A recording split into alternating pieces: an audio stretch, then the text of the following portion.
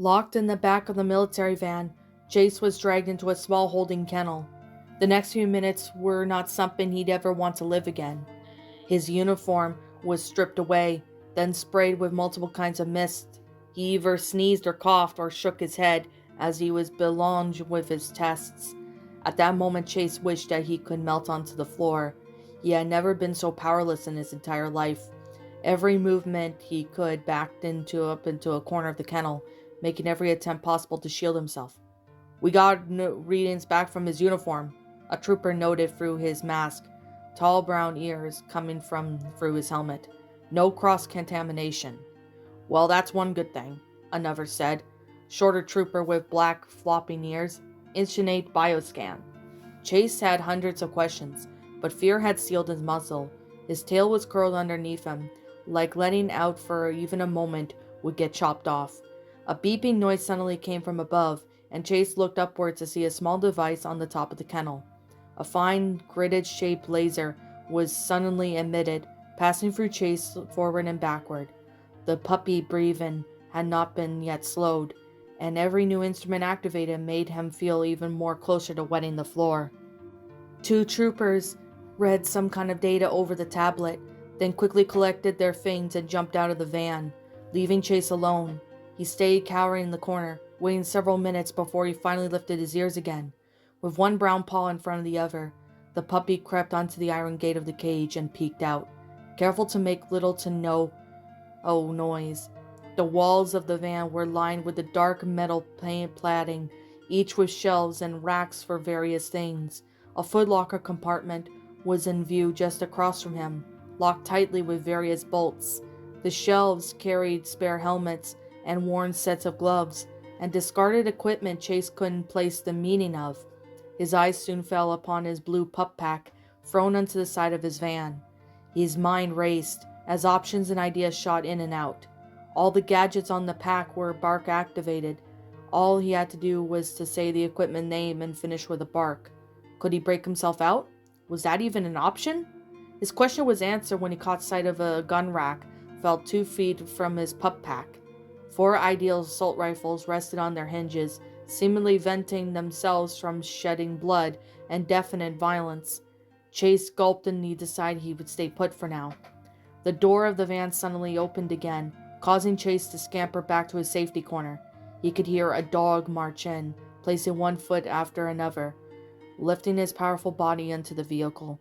The doors were shut behind it, and the puppy's heart skipped a beat as the dog casually walked to the steel bars and looked through. Their eyes were cold and stone, and hard face riddled with scars. They were blown in the black of color, and seemed to be another German shepherd. "Chase, right?" the dog asked. "Paw Patrol Division?" "Yes, sir," the puppy breathed, as if fear was blocking its voice itself. "You passed the scan, and so did your friend." "Is that a good thing?" Chase gently picked up his head. "It's the only good thing," the dog growled. "It's good, because it means I don't have to kill a puppy today." Chase retracted his head and slunk back further. "My name is Cyrus," the dog said. "Captain Cyrus. Now let me tell you what you two were doing here. Now." Chase took a second to gather his bearings, tapping a foot on the ground.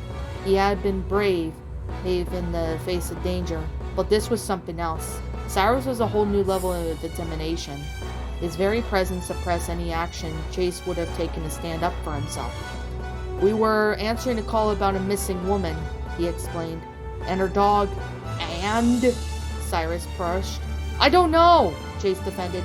"I just stayed outside and Rocky went in." "I've already talked to your mutt friend." Cyrus leaned back, unimpressed. "He nearly ruined the entire crime scene by cleaning it up. Do you know anything about the DNA traces and evidence he could have done away with? What have we done wrong?" "You want the whole story?" Cyrus asked. "Well, keep talking. You're going to impede on the ACG's turf, which is adult speak for getting in the way." "ACG?" Chase asked. "I've never heard of you before." "Of course you haven't. We aren't stationed in this bay, and never have been, but in recent events have called us to your location. and you need to stay out of our business. But we are here to help, Chase protested. Sure you were. Cyrus rolled his eyes. These people were so used to a kid and his puppies solving all their problems. But this problem takes more, and the professionals need to take charge now. But we're the Paw Patrol. And we're the Assault Containment and Guild, the dog said, with a hint of pride in his voice. We'll let you go, but there can be no more interference, or we'll really put you down. Chase looked down sadly. Yes, sir. With Chase's notability up front, Cyrus could feel himself softening a little. He knew this puppy wasn't an innocent animal who wandered into traffic. As much of a joke it was, Adventure Bay did have law enforcement. Dogs didn't get the title like that from the prize and from the treat box. Listen, kid, Cyrus sighed. I know you mean well, but you need to move aside for one bit. Once we find what we're looking for, we'll clear out. What are you looking for? Chase said, tilting his head. Classified information, sorry. Not wanting to ask any more stupid questions, Chase tried to erase the tension by asking something friendlier. Are you a German Shepherd like me? The puppy's tail gave off the faintest big sigh of wagging. The larger dog chuckled. No, I'm a Belgian Malinois. We're a lot stronger than German Shepherds, believe it or not, and more suited for police work. You are? Chase could feel his heart sinking. Yeah, I thought you were one too, Cyrus shrugged. I guess two breeds look alike. Chase lowered his head for a moment, shuffling in his paws. Being so exposed and caged, anxiety was starting to build up within him. A feeling he tried to shake by presenting himself as not afraid. His attempts, however, failed, and Cyrus's presence, combined with him being a much stronger and better breed, was making him feel sick. And you say you were letting me go? The Malinois smile quickly died. In time, your friend is still in interrogation.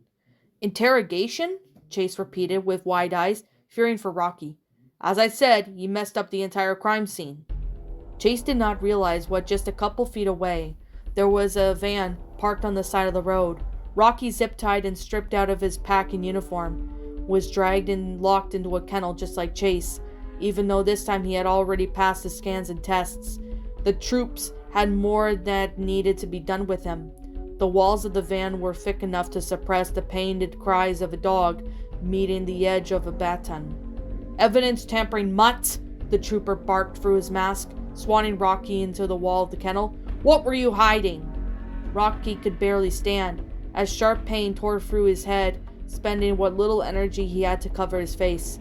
The mixed breed could already get so many words out of his quivering, studied voice, and blood spilled from his nose. After he passed the test, one of the ACG troopers decided to open the kennel and start a rather physical interrogation. I'm sorry! Rocky cried out. You have no idea the setback you just caused. The trooper clambered his paw on Rocky's arm and shoved it away, blaring down in his tactical goggles. No one does that out of blind idiocy. Now talk! I just wanted to clean. I like cleaning, the mixed breed whimpered, trying to defend any part of himself. Bullshit! Who likes cleaning? Rix, I don't think you're being convincing enough.